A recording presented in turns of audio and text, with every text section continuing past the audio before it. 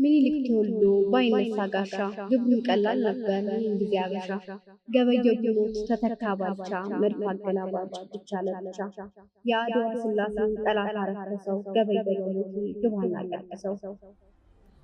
የአድዋ ድል የኢትዮጵያ ብሔራዊ ክብር ማህተም የጥቁር ሕዝቦች የነጻነት ተጋድሎ እንዲቀል ነው። የመላው ዓለም ተፈጥሯዊ ክብር እና ሰብአዊ ክብር የታደሰው በእውነተኛና በፍትህ ህልውናና ምልዕት ላይ የተሳካ ትልቅ ጥርስ የተነቀለ ነው። በአድዋ የታላቅ ህዝብ ታላቅ ድል ነው።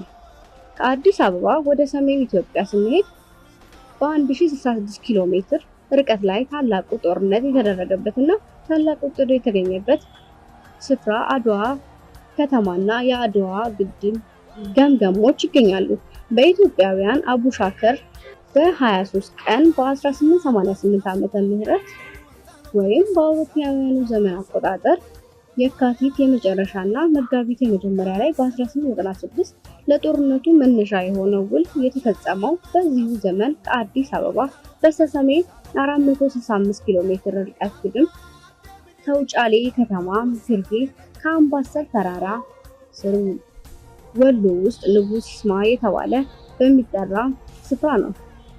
ሸሊዶ ተራራ ወይም ሱልዳ ተራራ፣ ማርያም ሸዊቶ፣ አዲተቡ፣ ረቢ አርያኒ በመሰኘት የሚታወቁት እነዚህ ገምገሞችና ተራራማ ስፍራዎች ዋነኞቹ የጦር ግንባሮች ናቸው።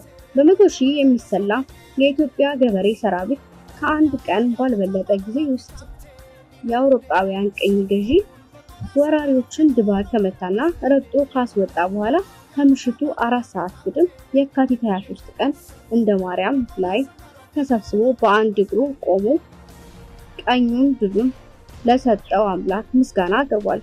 አባት ሆይ ንቃውን የመጡ የሀገራችንን ድንበርና ልዕልና የደፈሩ የአውሮፓ ኮሎኒያሊስቶች ወራሪዎችን አዳፍ እንድናሸንፍ ድል እንድናደርግ ስለረዳሃን እናመሰግናለን።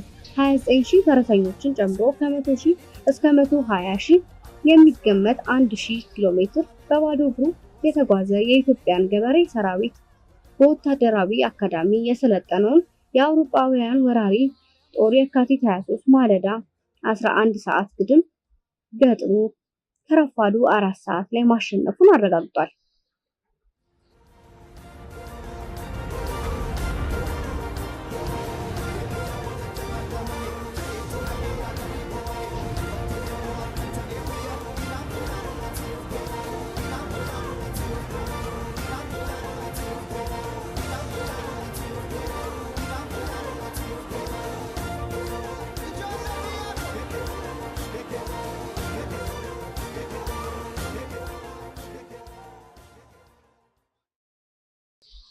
የኢትዮጵያ ገበሬ ሰራዊት ፈረሱ ላይ ሆኖ የጋሻውን እምብርት መሬት ላይ እያጠቀሰ ጎራዴውን አየር ውስጥ እየዘፈቀ ባበደ መንፈስ በቆራጥና በቆረጠ መንፈስ በጀግንነት ተዋግቷል። ጦርነቱ በተጀመረ ከ5 ሰዓት ባልበለጠ ጊዜ ውስጥ 56ቱም የኢጣሊያ መድፎች ሙሉ ለሙሉ ተማርከዋል።